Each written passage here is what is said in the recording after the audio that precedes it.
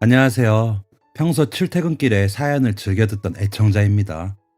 사연을 들으며 정말 제 가슴이 답답할 정도로 화가 나는 일들도 있고 또 기적이라고밖에 할 수 없을 정도의 드라마 같은 일도 있구나 하고 느낀 적이 많았는데요.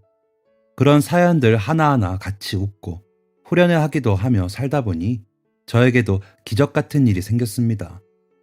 어디에다 자랑을 하고 싶어도 마땅히 얘기할 것도 변변치 않아 익명의 힘을 빌려 이렇게 사연 보내봅니다. 저는 현재 20대 후반의 남성으로 어디에서나 볼 수 있는 그런 특별하지 않은 인생을 살아왔습니다. 성격도 무던하고 모난 데 없어 그저 평범하고 넉살 좋은 사람이라고 다들 생각하실 거예요. 하지만 이런 저에게도 누구에게도 말할 수 없는 상처가 있었습니다. 그건 바로 누가 들어도 혀를 끌끌 찰 정도로 불행했던 어린 시절입니다. 저희 부모님은 제가 돌도 채 되지 않았던 때 이혼하셨다고 해요. 요즘 세상에 이혼이야 흔하디 흔한 일이고 한부모 가정이나 재혼 가정도 흔한 일이니 부모님의 이혼 사실 하나로 제 어린 시절이 불행하진 않습니다. 오히려 마음이 안 맞아 매번 싸우는 부모님 밑에서 자라는 게 더 고통스러운 일일 수도 있죠. 하지만 저희 부모님은 성격 차이가 아니라 어머니의 외도가 이혼의 원인이었다고 해요. 어머니는 저를 낳고 몸조리를 끝내자마자 할머니께 저를 맡겨두고 시장을 갔다 오겠다거나 이웃집 아주머니를 만나고 온다는 거짓말을 하고 항상 집 밖으로 나돌았다고 합니다. 그렇게 거짓말을 쳐 저를 떼놓고 나서는 다른 남자와 외도를 저질렀던 거죠. 외도의 상대는 어머니가 결혼 전에 잠깐 다녔던 공장에서 만난 동료라고 해요. 더 이상 공장에서 일하기 싫다며 저희 아버지께 결혼을 요구하며 집에서 살림을 살겠다 하고는 집안일은 할머니께 맡기고 바람이 나버린 거죠. 건설 현장에서 일하셨던 아버지는 그것도 모르고 퇴근하고 제대로 푹 쉬지도 못하고 거의 눈만 붙였다가 이른 아침부터 일하러 가시곤 했습니다. 어머니가 더 이상 일을 하지 않고 살림하겠다 선언했으니 아버지가 더 열심히 벌어야겠다고 생각하신 거죠. 하지만 어머니는 뻔뻔스럽게도 본인이 먼저 아버지께 외도 사실을 말하며 더 이상 사랑 없는 결혼 생활은 이어가지 못하겠으니 저를 버리고 떠나겠다며 짐을 싸서 나갔다고 합니다. 남겨진 아버지는 너무나도 큰 충격과 배신감에 매일 밤을 술로 지새우고 페인처럼 사셨다고 해요. 그런 아버지를 일으켜 세운 건 할머니였습니다. 할머니는 속된 말로 저희 어머니는 미친 여자며 인간도 아닌 여자인데 그 여자 때문에 네가 그렇게 남들 못 볼 꼴로 지내면 되겠냐며 윽박 지르셨다고 해요. 그리고 저는 할머니가 책임지고 키울 것이니 더러운 것 밟았다 생각하고 훌훌 털고 일어나라며 매일 용기를 북돋아 주셨대요. 어머니 대신 살림을 몽땅 하면서도 아버지께 불평 한마디 안 했다던 할머님도 배신감이 무척이나 크고 화가 나셨을 텐데 아버지가 충격을 받아 자리에서 일어나지 못하시니 할머니는 티 한 번 안 내시고 아버지께 힘이 되어주시려고 한 거죠. 처음에는 꿈쩍하지 않던 아버지도 할머니의 끈질긴 노력에 마침내 훌훌 털고 일어나 다시 저희 집안의 튼튼한 기둥이 되어주셨습니다.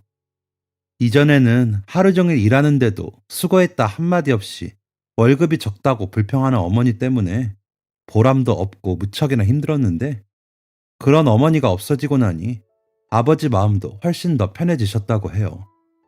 집에 와서는 할머니께서 아버지가 좋아하는 반찬에서 기다리고 계시고 하루가 다르게 커가는 저를 보는 것이 무척이나 힘이 되었다고요. 그렇게 아버지와 함께 세 식구로 살 때가 가장 행복했습니다. 편의상 어머니라고 지칭은 했지만 저 역시 그 여자가 저를 낳아줬을 뿐이지 어머니로서 아무것도 해준 게 없고 제가 정말로 사랑하는 저희 할머니와 아버지를 힘들게만 했을 뿐이라 어머니라 생각하지도 않고 그렇게 부르지도 않아요. 앞으로 두 번 다시 제 인생에 나타나는 일이 없기만 바랄 뿐이죠. 아무튼 어머니의 존재가 없어도 할머니와 아버지의 사랑에 저는 부족함이 없이 잘 자랐습니다. 같이 살 때도 어머니가 저에게 어찌나 무관심했던지 어머니라는 여자가 나가고 난 뒤에도 제가 단 한 번도 그 여자를 그리워하거나 찾았던 적이 없대요. 오히려 아버지가 늦게 들어오신다고 보채는 정도였다고 합니다. 제 입장에서도 할머니를 오히려 엄마라고 느끼면서 자랐어요. 형제도 없었고 가정 형편상 유치원도 다니지 못했기 때문에 어린 시절의 저에겐 할머니와 아버지가 전부였죠. 가난했지만 항상 웃음이 끊이질 않는 그때가 가장 행복하고 즐거웠어요. 어릴 때는 영원히 그렇게 세 식구 오순도순 웃으며 살 줄 알았죠. 하지만 하늘은 정말 무심하게도 애써 웃으며 살아가던 저희 가족에게 또 한 번의 시련을 안겨주었습니다. 제가 초등학교에 들어간 지 얼마 되지 않았을 때였어요. 평소처럼 건설 현장으로 출근하신 아버지가 추락 사고를 당했다고 하더군요. 안전모를 착용하고 있었지만 받은 충격이 무척이나 커 중상이라는 이야기를 들었습니다. 그날은 아직도 생생하게 기억이 나요. 평소처럼 학교에서 아이들과 운동장에서 뛰어놀다 수업 시간 종이치고 불이 나게 들어왔는데 담임 선생님이 이상하게 교실에 안 들어오시더군요. 이상하다 생각한 것도 잠시 저희들끼리 긴장이 풀어져 막 장난을 치고 노는데 담임 선생님이 들어오셔서 조용히 제 이름을 불러 복도로 데려갔습니다. 그리곤 아버지가 사고를 당해서 빨리 병원으로 가야 한다며 혹시 가족들 중 데리러 올 수 있는 사람이 있냐고 물어보시더군요. 아침에도 인사를 하고 너무나 멀쩡한 모습으로 출근하신 아버지이기 때문에 사고 소식이 더더욱 비현실적으로 느껴졌어요. 너무 어릴 때라 그런지 아버지의 사고 소식보다는 저를 데리러 올 가족이 없어 아버지를 보러 가지 못한다는 사실이 더 서럽게 느껴지더군요. 제가 울먹이기 시작하자 담임 선생님이 택시를 불러 목적지를 말해주시고 결제도 대신 해주셨어요. 택시를 타고 병원에 가면서부터 점점 상황을 파악했고 덜컥 겁이 나서 눈물이 마구 쏟아지기 시작했습니다. 병원에 도착하니 그 씩씩하던 할머니가 거의 실신 상태로 바닥에 아무렇게나 쓰러져 있었어요. 제가 엉엉 울며 할머니를 부여잡으니 할머니가 귀신이라도 본 듯이 혼이 나간 표정으로 제 얼굴을 잡고 속삭이던 말씀이 아직까지 귓가에 울립니다. 아이고 내 새끼, 우리 지역이 불쌍해서 오야 너. 애비야 힘을 내라. 힘을 내서 우리 지역이 학교 졸업하는 것도 보고 장가가는 것도 봐야지. 애비야, 내 아들아, 죽지 마라. 죽지 마. 수술실 앞에 있는 긴 의자에 앉아 할머니는 제가 울다 지쳐 잠들 때까지 저를 안고 그 말만을 반복하시며 기도를 드렸습니다. 하지만 그렇게 열심히 하늘에 올린 기도에도 불구하고 아버지는 혼수 상태로 중환자실에 몇 달을 누워 계시다가 그만 영원히 돌아오지 못하는 길을 가버리셨어요. 그렇게 저에겐 할머니 한 분만 남게 되었습니다. 아버지 장례식 날 어떻게 사람에게서 그렇게 많은 눈물이 나올까 싶을 정도로 많이 우셨던 할머니는 아버지를 보내드리고 오는 길 제 눈을 보고 똑똑히 말씀하셨습니다. 무슨 일이 있어도 제가 성인이 될 때까지는 절대 제 곁을 떠나지 않고 지켜주겠다고 말입니다. 너무 어리고 아버지를 잃은 슬픔이 컸던 저는 할머니가 무슨 말씀을 하시는지 정확히 알지도 못했지만 그저 할머니가 제 곁을 떠나지 않겠다는 말에 무척이나 안심했어요. 매일 밤을 울다가도 할머니 손길을 받으면 잠이 스르륵 오곤 했죠. 그렇게 저는 할머니의 사랑으로 어린 시절을 버텨낼 수 있었습니다. 지금 생각해보면 우리 할머니 정말 고생만 하다 가셨구나 싶어 마음이 아픕니다. 아버지가 돌아가셨을 때 70에 가까워져가는 나이였는데도 혹처럼 남아있는 손자인 저 때문에 평생을 쉬지도 못하고 일만 하셨거든요. 할머니 친구분들 중에서는 자식들 덕분에 편하게 노년을 누리시는 분들도 많았는데 하나뿐인 아들을 앞세우고 한창 자랄 나이인 저를 책임지느라 발 한번 편하게 뻗고 주무신 적이 있으실까요? 할머니는 제가 태어나기 전부터 시장에서 과일을 팔아 아버지를 키우셨는데 저 때문에 그만둘 생각도 하지 못하시고 평생을 과일 장사만 하셨습니다. 그래도 번 돈을 할머니 혼자 쓰셨다면 돈도 꽤 모았을 테니 가게를 하나 얻어 편하게 장사를 하실 수도 있었을 텐데 저 때문에 쓰는 돈이 두세 배가 되다 보니 가게가 갈수록 어려워졌죠. 그 차디찬 시장 바닥에 빨간 소쿠리 하나 놔두고 비가 오나 눈이 오나 과일을 팔며 고생만 하셨고 그렇게 힘들게 버는 돈도 모자라 집에 와서는 동네에서 바느질거리 같은 소일거리 하시며 생계에 보태셨어요. 그렇게 힘들게 일만 하시던 할머니는 정말 거짓말처럼 제가 성인이 된 지 얼마 되지 않았을 때 너무 졸리다며 일찍 잠자리에 드셨다가 다시 깨어나지 못하셨습니다. 저 때문에 일을 너무 많이 하셔 사는 게 고되셨는지 아니면 아버지가 너무 보고 싶으셨는지 제대로 된 효도 한번 해드리지 못했는데 너무나도 빨리 하늘로 가버린 할머니 생각에 저도 따라 하늘로 가고 싶다고 생각할 정도로 힘들었어요. 지금이야 시간이 꽤 많이 흘러 할머니 생각이 나면 가슴이 미어지긴 하지만 일상생활을 할 수 있는데 처음 돌아가시고 몇 년 동안은 정말 힘들었죠. 특히 명절이 되면 갈 곳 없이 집에 홀로 남아있는 그 쓸쓸함이 이루 말할 수가 없었습니다. 어디를 가도 가족 단위로 하하호호 웃고 있는 모습을 보는 게 고통스러워 명절에는 집 밖으로 나간 적도 없었습니다. 울리지 않는 휴대폰을 부여잡고 혹여 할머니께 연락이 올까 하루 종일 누워서 휴대폰만 보고 있던 적도 있었죠. 연락이 오지 않을 걸 당연히 알면서 말입니다. 얼마간 몇 번의 명절을 그렇게 보내다 보니 명절이 다가오기만 해도 스트레스를 받고 너무 힘들더군요. 평소에는 긍정적이고 낙관적이라는 칭찬을 자주 듣는데 명절만 되면 나쁜 생각이 자꾸 들고 아침이 오는 게 고통스러웠습니다. 그렇게 명절을 겨우겨우 버티는데 문득 하늘에서 할머니와 아버지가 제가 이런 모습을 보면 얼마나 마음이 아프실까 하는 생각이 들더군요. 저도 명절이 이렇게 힘든데 저를 놔두고 하늘에 계신 할머니와 아버지의 명절도 제가 망치는 게 아닐까 하는 생각이 들자 더 이상 이런 식으로 살아선 안 될 것 같았습니다. 저도 여기서 뭔가를 잘하고 인생을 보내다 보면 나중에 할머니와 아버지를 만나는 것도 떳떳할 것 같았고요. 당장 그렇게 마음만 먹는다고 달라지는 게 없을 것 같아 내친김에 휴대폰 번호를 바꿨죠. 마침 약정이 끝나 기계를 교체할 시기가 오기도 했고 이참에 번호를 바꾸고 나면 명절에 휴대폰만 부여잡고 오지 않은 할머니 연락을 기다리지도 않을 것 같다는 생각이 들었어요. 지금 생각하면 허무맹랑한 소리지만 그때는 그런 것 하나하나가 저에게 의미가 크고 큰 용기가 필요한 일이었습니다.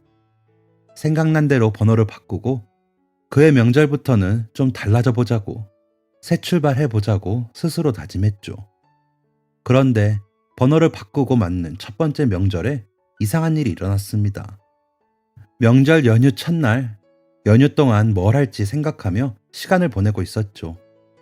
그동안 아르바이트 했던 돈이 꽤 있어 할머니와 아버지 계신 곳도 보고 올 겸 혼자 여행을 가는 것도 좋겠다는 생각에 휴대폰으로 근처 관광지를 찾아보고 있었는데 갑자기 모르는 번호로 문자 메시지가 도착했습니다.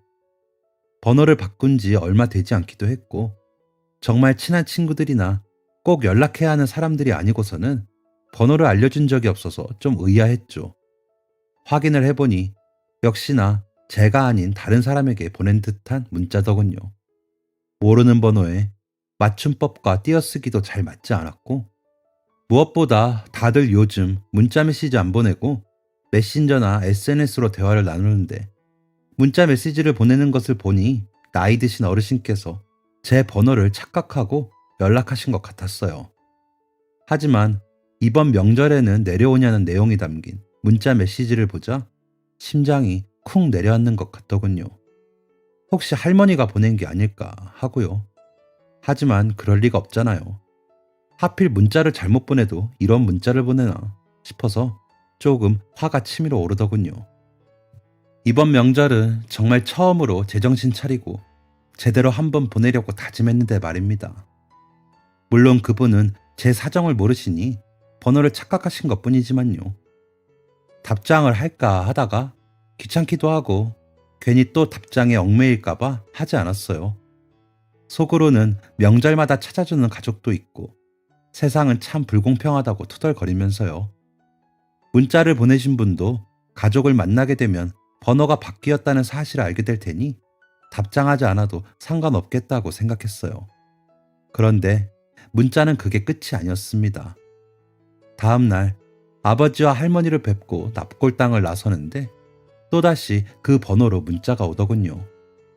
이번에는 차례도 다 지내고 가족들이 다 왔는데 너만 안 와서 쓸쓸하다며 잠깐이라도 좋으니 얼굴이라도 비추라는 내용의 문자였어요. 그 문자를 보는데 뭔가 이상하다는 생각이 들었습니다. 가족들이 다 모여 있는데도 계속 제 번호로 문자를 보낸다는 게 상식적으로 안 맞잖아요. 겨우 마음 추스리고 남은 명절을 알차게 보내려고 계획을 세웠는데 자꾸 그런 문자에 제 마음이 흔들리는 것도 싫었습니다. 이미 같은 내용의 문자가 두세 번쯤 왔기 때문에 더 이상 무시한다고 끝날 일이 아닌 것 같아 답장을 보냈어요. 번호 바꾼 지 얼마 되지 않았다고 사람을 착각하시는 것 같다는 문자를 보내니 그나마 마음이 후련하더군요. 하지만 그것도 잠시 전화가 걸려오기 시작했습니다. 이제 조금 무서운 마음까지 들더라고요. 몇 번 무시했는데도 계속 끈질기게 전화가 울려 어쩔 수 없이 전화를 받았어요. 받고 보니 예상한 대로 나이 지긋하신 할머니시더라고요. 제가 전화를 받자마자 다급한 목소리가 들렸습니다. 여보세요? 성준이니? 그게 무슨 말이야? 번호가 바뀌었다니. 아, 네. 제가 번호 바꾼 지 얼마 안 되었다고요. 그래서 이 번호가 어르신 손잡은 번호가 아닌 것 같아요. 자꾸 전화가 와서 제가 조금 힘드니까 이제 그만해 주시면 좋겠어요. 아니, 그게 무슨 말이야? 성준아, 목소리도 성준이구만. 아이고, 우리 손자. 이 번호가 우리 손자 번호가 맞는데 그게 무슨 말이냐고. 너 무슨 일 있어? 왜 집에를 안 와? 아니, 그게 아니라요. 전화 속 할머니는 아무리 제가 번호가 바뀌었고 손자가 아니라고 설명을 해도 도저히 받아들이지를 않고 똑같은 이야기를 반복하시더라고요.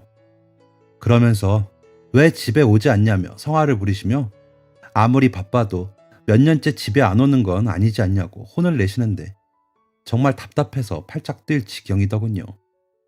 괜히 전화를 받았다는 생각이 들면서 슬슬 화가 나기 시작했어요.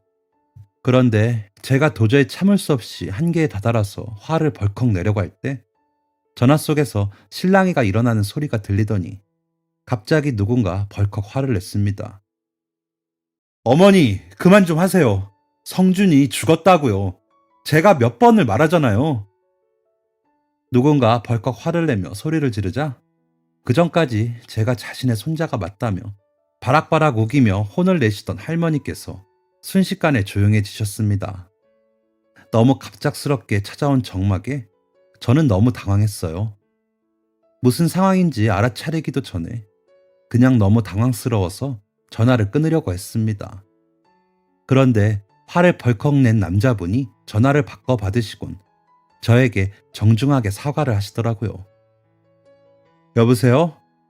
아유, 죄송합니다. 저희 어머니가 조금 아프세요. 귀찮게 해드려 죄송합니다. 사용하시는 전화번호가 저희 아들이 죽기 전 사용했던 번호인데 어머니가 자꾸 손자가 죽었다는 걸 받아들이질 못하시고 매 명절마다 이러시네요.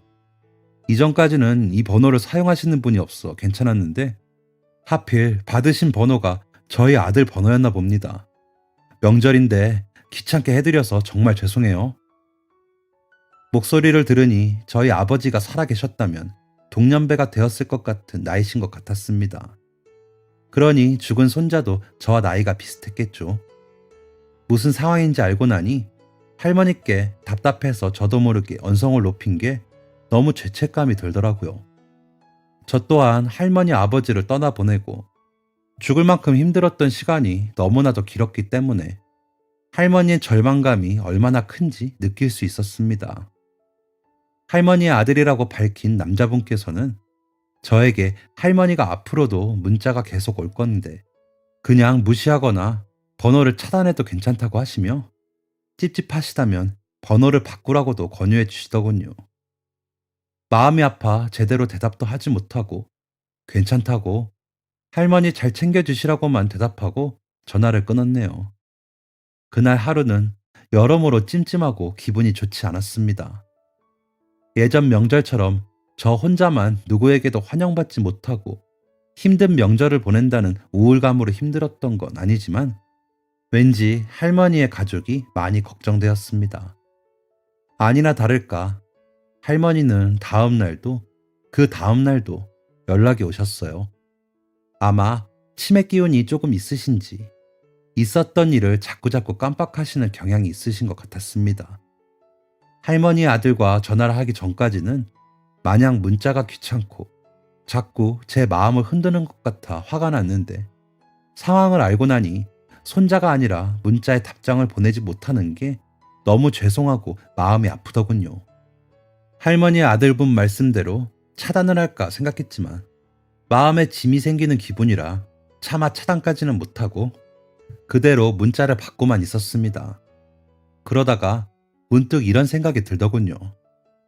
저도 할머니가 그리워 명절을 매번 우울하게 집안에서만 보냈고 여기 계신 할머니는 죽은 손자가 그리워 매번 손자 번호로 문자를 보내시니 저도 할머니께 문자 드린다는 마음으로 답장을 보내면 어떨까 하고요. 그래서 명절이 끝나기 직전 장문의 답장을 드렸습니다.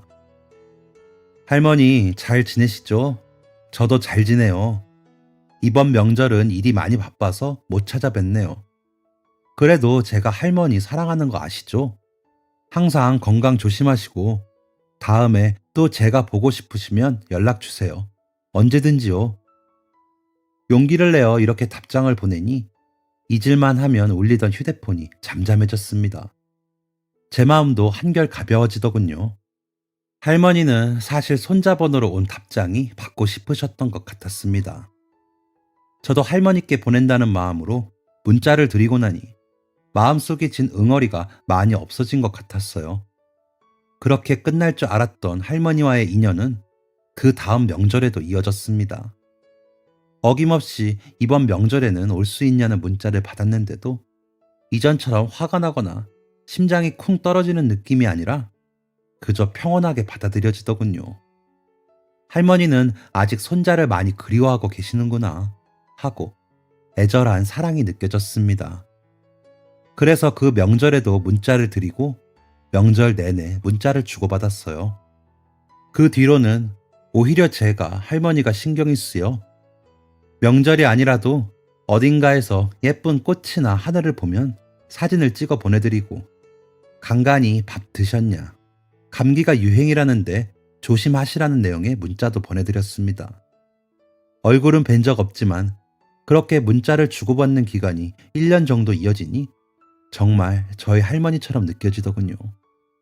할머니도 저에게 밥 잘 챙겨 먹고 집에 와서 손도 잘 씻고 따뜻하게 하고 자라며 맞춤법이 틀려 제대로 읽기도 힘든 문자를 보내주셨습니다. 가끔은 전화도 걸려왔고요. 할머니의 손자분이 어떤 분인지 전혀 알지 못했기 때문에 그냥 저는 저희 할머니와 전화를 한다는 마음으로 통화를 했어요. 그렇게 기묘한 가족으로 지내면서 제 마음도 많이 편안해지고 더 이상 명절이 오는 게 그렇게 싫지만 않더라고요. 적어도 저에게는 명절에 연락을 보내주시는 성함도 모르고 얼굴도 모르지만 그래도 제 생각을 해주시는 할머니가 한 분 계시다는 생각이에요. 그러던 작년 가을쯤 늦은 밤에 모르는 번호로 전화가 걸려왔습니다. 워낙 늦은 밤에 걸려온 전화라 놀라며 받으니 할머니 아들분이라고 하더군요. 할머니가 건강이 많이 안 좋아지셨다고요. 갑작스런 소식에 놀라 멍해지더군요. 말없이 전화를 받고 있었는데 할머니의 아들분이 예상치 못한 부탁을 하셨습니다. 다름이 아니라 어머니께서 지혁 씨를 많이 보고 싶어 하세요. 자꾸 어려운 부탁을 해서 죄송하지만 혹시 시간이 나실 때 어머니와 한 번만 시간을 보내주실 수 있을까요? 제가 아들이다 보니 염치가 없게도 자꾸 이런저런 부탁을 하고 귀찮게 해드리네요. 어머니가 아무래도 시간이 많이 남지 않은 것 같아 지금이라도 조금이나마 효도를 해드리고 싶다는 못난 아들의 마음입니다. 병원에 있으니 침대에만 누워 계셔야 하고 가족들 면회도 잘 되지 않더라고요. 옆에서 어머니와 시간을 보낼 수 없다는 게 마음이 죄스러워 얼마 전 집으로 모시고 왔는데 혹시 시간이 괜찮으시다면 한번 집으로 초대하고 싶습니다. 네. 저야 뭐 시간은 낼 수 있는데 사실 할머니께서는 저를 돌아가신 손자분이라고 생각하시고 계시는데 제가 간다고 해서 도움이 될지 잘 모르겠습니다만 혹시 실망을 크게 하시면 어쩌죠? 그게 사실은 어머니도 제 아들이 답장을 보냈는 게 아니라는 건 알고 계십니다. 정말 고맙게도 지혁 씨가 답장을 보내서 어머니의 그리움을 좀 풀어주려 한다는 걸 처음부터 알고 계셨는데 손자가 너무 그리운 마음에 손자라고 생각하고 연락을 주고받으신 것 같아요. 그런데 그런 시간이 많아지니 지혁 씨 생각을 많이 하시더라고요. 우리 성준이랑 나이도 비슷한 것 같은데 어쩜 그렇게 바르고 착하게 잘 자랐냐고. 얼굴도 모르고 이름도 모르지만 참 내 손자 같다며 지금 아프신 와중에도 저희 아들 이름이 아닌 지혁 씨를 찾습니다. 참 고마웠다고 가기 전에 얼굴 한번 보고 고맙다 말 한마디만 하시면 마음이 참 편안해지실 것 같다고 하시네요. 그 말을 들으니 눈물이 핑 돌더라고요. 다음날 바로 찾아뵙겠다 말씀을 드리고 아침 첫 차를 타고 할머니 댁으로 내려갔습니다. 다행히 집과 그렇게 멀지 않은 이웃 지역에 살고 계시더라고요. 빈손으로 가기 뭐해서 작은 주스병 세트를 사서 쭈뼛쭈뼛 들어갔는데 저를 처음 보는데도 가족분들이 모두 저를 반겨주시며 고맙다고 눈물을 글썽거리셨습니다. 방에 누워 계시던 할머니도 저를 보자마자 꼭 안아주시더군요. 자신의 손자와 생김새도 다르고 덩치도 다르지만 선한 눈망울은 똑같이 생겼다면서요. 처음 보는 저에게 바르게 커져서 장하다는 말씀을 하시는데 저희 할머니가 해주시는 말씀 같아 속으로 많이 울컥했습니다. 처음 방문한 집이었지만 마치 고향에 온 것처럼 포근한 마음으로 오랜만에 아주 편하고 즐거운 시간을 보냈어요. 할머니의 며느리분이 푸짐한 밥상도 차려주시고요. 얼마 만에 먹어보는 집밥인지 꿀맛 같더라고요. 혼자 산다고 하니 바리바리 반찬이며 사과즙 같은 것도 양손 가득 챙겨주시는 통에 가는 길보다 돌아오는 길이 더 짐이 많았네요. 저를 터미널까지 데려다 주시며 할머니의 아들분도 눈가가 촉촉해져서 고맙다는 말만 반복하셨습니다. 이로써 아들로서 효도한 것 같다며 어머니가 오랜만에 기운을 차리셔서 좋아하시는 모습을 보는 게 좋았고 너무 고맙다고요.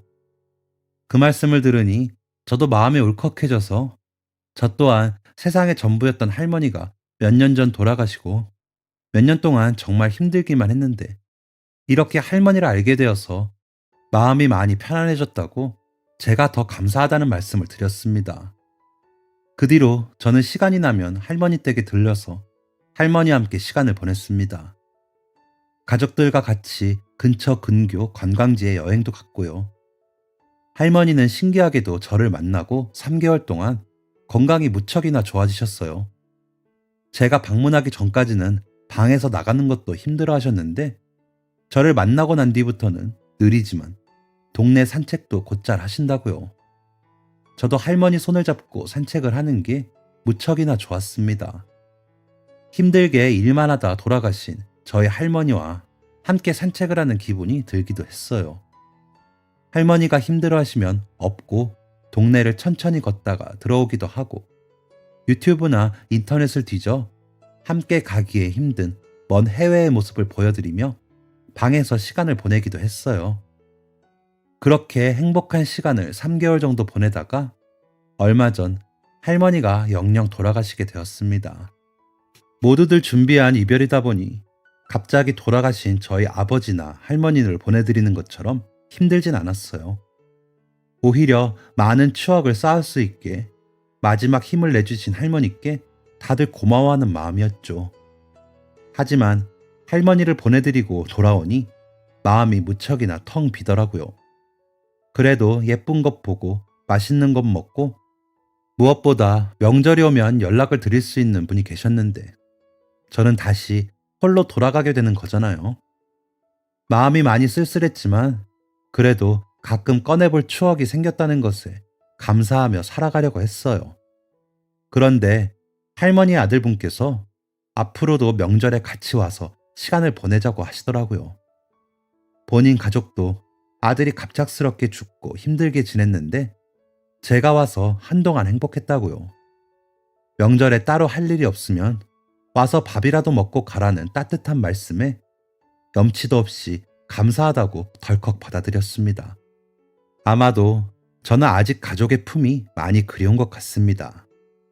그렇게 잘못된 번호로 생겼던 해프닝이 저에게 새로운 가족을 만들어주는 연결고리가 되었네요.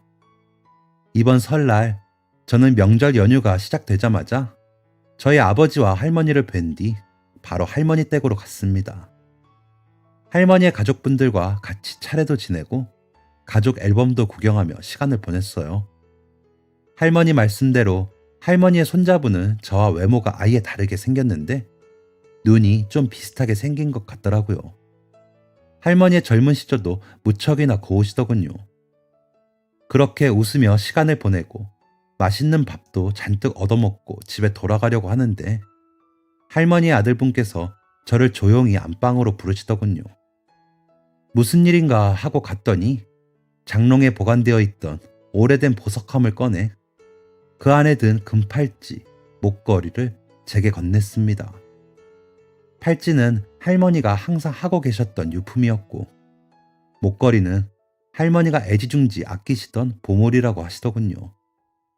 할머니가 돌아가시기 전에 저에게 이 물건들을 물려주고 싶어 하셨다고 유품이니 받아달라는 말씀에 저는 펄쩍 뛰었습니다. 아니요. 그렇지만 저는 할머니께 딱히 해드린 것도 없고 받을 자격이 없는데요. 제가 받기엔 너무 과한 물건인 것 같습니다. 이렇게 거절했지만 아들분께서 할머니의 마지막 부탁이었다고 꼭 받아달라고 거듭 부탁을 하시더라고요. 그러면서 저에게 충분히 자격이 있다고 말씀하셨습니다. 할머니가 제 덕분에 추억을 많이 쌓고 가실 수 있었다고, 남은 가족을 위해서라도 꼭 받아달라고 하시더라고요. 계속되는 부탁에 어쩔 수 없이 유품을 받아들고 왔지만 아직까지 저희 집 장롱에 고이 보관하고 있습니다. 가끔 들여다보면서 할머니 생각도 많이 하고요. 금팔찌는 중요한 일이 있을 때마다 부적처럼 끼고 나가곤 해요. 지금도 할머니의 남은 가족분들과 식사도 같이 하고 자주 내려가 시간을 보내고 있습니다. 할머니의 아들분은 제 이야기를 듣고 손자를 잃은 할머니의 가족과 할머니를 잃고 혼자 남은 제가 어떤 신비로운 이유로 이어져서 이렇게 인연이 닿게 되었다며 무척이나 고마운 일이라고 입버릇처럼 말씀하시곤 해요. 저도 그렇게 생각합니다. 혹시 하늘에 계신 할머니가 힘들게 사는 저를 보고 이어주신 게 아닐까 하고요. 마침 혼자서도 잘 살아보겠다며 번호를 바꾼 저에게 이렇게 소중한 인연이 생겼다는 게 과연 정말 우연이라고 할 수 있을까 하는 마음도 듭니다. 가끔 할머니의 가족분들과 이야기를 나누다 보면 할머니가 제 사정을 대충 알고 마지막 힘을 내서 소중한 추억을 쌓아주신 게 아닐까 하는 생각도 들어요. 그런 생각이 들면 눈물이 납니다. 제가 저희 할머니께 못해드린 한을 대신 저와 시간을 보내주시면서 풀게 해주시려고 그렇게 마지막 힘을 짜내 저와 시간을 보내주신 게 아닐까 하고요. 무엇이 어떻게 되었든 저는 우연히 이어진 이 소중한 인연의 끈을 끝까지 놓지 않을 생각이에요. 나중에 하늘에 가게 되면 저의 할머니, 아버지, 그리고 이번에 돌아가신 새로 생긴 할머니께도 부끄럽지 않은 훌륭한 사람으로 나타나고 싶습니다. 앞으로 열심히 노력해야겠죠. 지금쯤은 하늘에 먼저 가 계신 저희 할머니와 만나셨을 수도 있을 것 같아요. 그동안 감사했다는 말 직접 전할 수 없어 여기에 대신 보내봅니다. 언젠가 시간이 흘러 다시 만나게 될 때까지 건강히 잘 지내셨으면 좋겠습니다. 그곳에선 아프지 마시고요. 멋진 사람이 되어서 다시 만나게 되면 재미있는 이야기 많이 들려드리겠습니다. 감사합니다, 할머니. 지금까지 사연 들어주셔서 감사합니다. 사연이 재밌으셨다면 구독과 좋아요를 눌러주세요. 감사합니다. 안녕히 계세요.